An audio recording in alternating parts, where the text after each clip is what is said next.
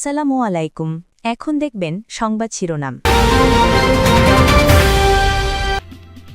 বাস ambulance সহ বিভিন্ন স্থাপনায় অগ্নিসংযোগ। ফরিদপুর মাদারীপুরে গাছ কেটে মহাসড়ক অবরোধ কার্যক্রম নিষিদ্ধ আওয়ামী লীগ নেতাকর্মীদের।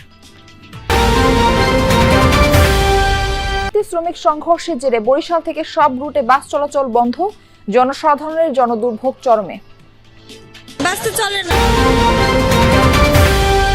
বিএনপির মনোনয়ন স্থগিত হওয়া মাদারীপুর 1 আসনে আবু জাফর চৌধুরীর উপর আস্থা রাখতে চায় তৃণমূল। আরো 6 রাজনৈতিক দলের সাথে কমিশনের সংলাপ, সবার সহযোগিতা চাইলেন সিএসসি। বিকেলে অন্য 6 দলের সাথে বৈঠক। এতক্ষণ দেখছিলেন সংবাদ শিরোনাম, এখন দেখবেন বিস্তারিত। সিলেটে দাঁড়িয়ে থাকা অ্যাম্বুলেন্স ও একটি বাসে আগুন দিয়েছে দুর্বৃত্তরা, তবে কোনো হতাহতের ঘটনা ঘটেনি। গত রাত 2:30টার দিকে সিলেট শহীদ শামসুদ্দিন আহমেদ হাসপাতালের পার্কিংয়ে থাকা একটি অ্যাম্বুলেন্সে আগুন দেয় দুর্বৃত্তরা। হাসপাতালে সিসিটিভি ফুটেজে দেখা যায় দুটি মোটরসাইকেলে 5 জন তরুণ প্রথমে পার্কিংয়ে প্রবেশ করে, পরে তাদের দেয়া আগুনে পুড়ে যায় অ্যাম্বুলেন্সটি। খবর পেয়ে ফায়ার সার্ভিস কর্মীরা ঘটনাস্থলে পৌঁছে আগুন নিয়ন্ত্রণে আনে। এছাড়া সিলেটের কুমারগাঁও বাস স্ট্যান্ডে দাঁড়িয়ে থাকা একটি বাসে আগুন দেয় দুর্বৃত্তরা। এদিকে ফেনীতে জুলাই শহীদের স্মরণে নির্মিত স্মৃতিস্তম্ভে আগুন দিয়েছে দুর্বৃত্তরা। এতে স্থানটির কিছু অংশ ক্ষতিগ্রস্ত হয়েছে। ভোরে শহরের মুক্ত বাজার এলাকায় এই ঘটনা ঘটে। মোবাইলে ধারণকৃত একটি ভিডিও সামাজিক যোগাযোগ মাধ্যমে ভাইরাল। তাতে দেখা যায় মুখে মাস্ক পরা দুর্বৃত্তরা কেরোসিন ঢেলে স্মৃতিস্তম্ভে আগুন দিয়ে পালিয়ে যাচ্ছে। ফেনী মডেল থানার ভারপ্রাপ্ত কর্মকর্তা শামসুজ্জামান জানান, ঘটনাস্থলের আশপাশের সিসিটিভি ফুটেজ সংগ্রহের কাজ করছেন তারা। এই ঘটনায় আইনগত ব্যবস্থা প্রক্রিয়াধীন রয়েছে বলেও জানান তিনি। গতরাতে গাজীপুরের শ্রীপুরে গ্রামীণ ব্যাংকের মাওনা শ্রীপুর শাখায় 2টি পেট্রোল বোমা নিক্ষেপ করেছে দুর্বৃত্তরা।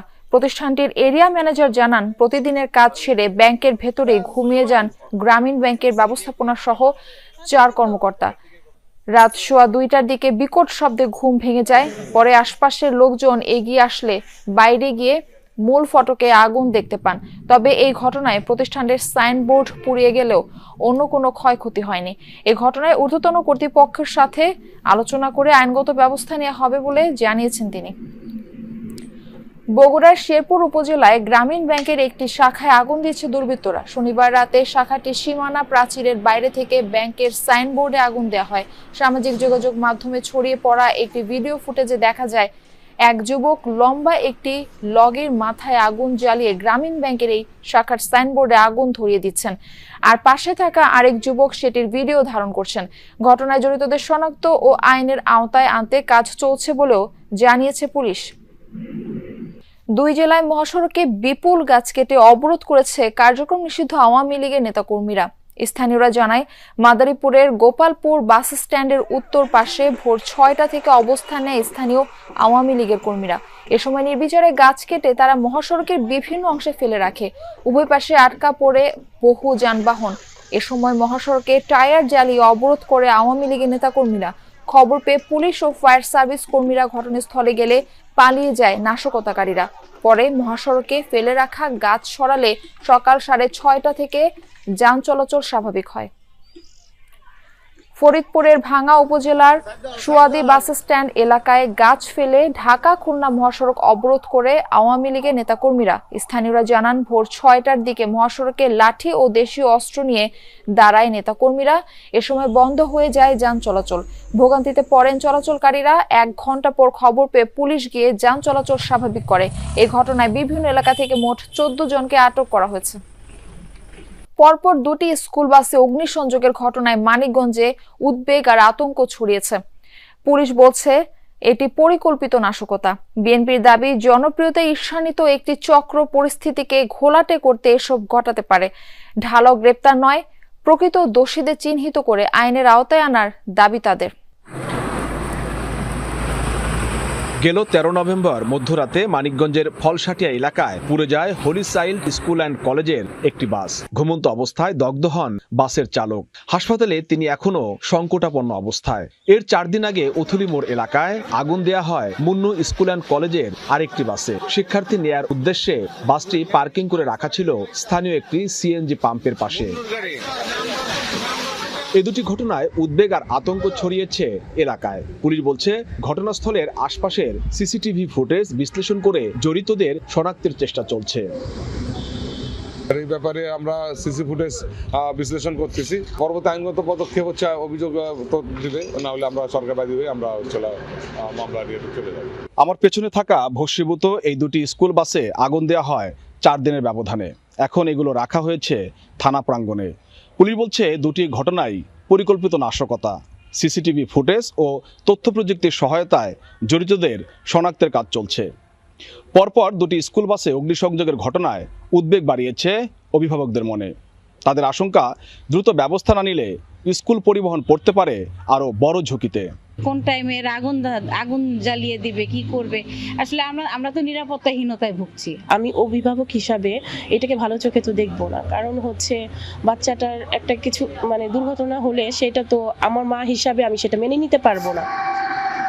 স্কুল বাসে আগুন দেওয়ার ঘটনায় সরাসরি জড়িত কেউ ধরা পড়েনি, তবে ভবিষ্যতে এমন ঘটনা এড়াতে বেশ কিছু পদক্ষেপ নিয়েছে পুলিশ। আমাদের হাইওয়ে পুলিশ, তারপরে জেলা পুলিশ, আমরা ম্যাসিভ আকারে পেট্রোল বাড়িয়েছি আর কি। এখনো ওরকম স্পেসিফিক আসামি আমরা ধরতে পারি নাই। যারা এই ধরনের কাজ করাইতে পারে সেই ধরনের কিছু লোকজন আমরা গ্রেফতারে গিয়েছি। তবে এই ঘটনার ভিন্ন ব্যাখ্যা দিচ্ছে বিএনপি। তাদের অভিযোগ, জনপ্রিয়তায় ঈর্ষান্বিত হয়ে একটি চক্র রাজনৈতিক অস্থিতিশীলতা তৈরির উদ্দেশ্যে এমন ঘটনা ঘটাতে পারে। যারা দেশের স্বাধীনতায় চায় নাই, এইরকম একটা দল তারা রাষ্ট্রীয় ক্ষমতায় যেতে চাচ্ছে, তারাই এই ঘটনার সাথে ইন্ধন যোগাতে পারে এবং তাদের ব্যবহার করতে পারে, এটা আমরা ধরে নিতে পারি। পরপর দুটি স্কুল বাসে অগ্নিসংযোগ শুধু নাশকতায় নয়, বরং শিক্ষার্থী ও অভিভাবকদের নিরাপত্তা নিয়ে উদ্বেগকে আরো বাড়িয়ে তুলেছে। কে বা কারা জড়িত এবং উদ্দেশ্যই বা কি, তা দ্রুত উদ্ঘাটনের দাবি স্থানীয়দের। বরিশালে হাব ভাড়া নিয়ে শিক্ষার্থী ও পরিবহন শ্রমিকদের সংঘর্ষের পর কেন্দ্রীয় নথুল্লাবাদ বাস স্ট্যান্ড থেকে বাস চলাচল বন্ধ রয়েছে। সকাল থেকে নথুল্লাবাদ থেকে ছেড়ে যায়নি দূরপাল্লার ও অভ্যন্তরীণ রুটের কোনো বাস। এতে ভোগান্তিতে পড়েন চলাচলকারীরা। এতে গন্তব্যে পৌঁছাতে না পেরে অনেকেই ফিরে যান, আবার কেউ কেউ ধরেন বিকল্প পথ। এর আগে শনিবার সন্ধ্যায় হাব ভাড়াকে কেন্দ্র করে শিক্ষার্থী ও শ্রমিকদের সাথে সংঘর্ষ হয়। ভাঙচুর করা হয় বেশ কয়েকটি বাস ও কাউন্টার। এ সময় ঢাকা বরিশাল কুয়াকাটা মহাসড়কের নথুল্লাবাদ টার্মিনাল এলাকায় 2 ঘন্টা যানবাহন চলাচল বন্ধ থাকে। পরে পুলিশ ও সেনাবাহিনীর পরিস্থিতি নিয়ন্ত্রণে আনে। বাস মালিক গ্রুপ জানিয়েছে, ভাঙচুরের ঘটনায় তাদের প্রায় 3 কোটি টাকা ক্ষতি হয়েছে। বাসগুলো এমন অবস্থায় সড়কে চলার অনুপযোগী হওয়ায় বন্ধ রাখা হয়েছে। বাস তো চলে না একদমই। হ্যাঁ, আমার বাড়িতে ইমার্জেন্সি যাওয়া লাগবে আজকে। নতুল্লাবাদ এসে অনেক ভোগান্ত ভুগলাম, এখন আমরা ঢাকাও যেতে পারিনি, এখন কি করবো? ভোগান্তিতে পড়ছি হলে এখানে আইসা গাড়ি পাচ্ছি না, তারপরে আমরা এখানে থেকে যাবার কোনো উপায় পাচ্ছি না। এখন তো কাটালে ছোট গাড়িতে যাওয়া যাচ্ছে, ভাড়া ডাবল লাগতেছে। ফরিদপুর যাবো দাদা, এখানে সকাল 6টার দিকে আসে বই রয়েছে, যাইতে পারতে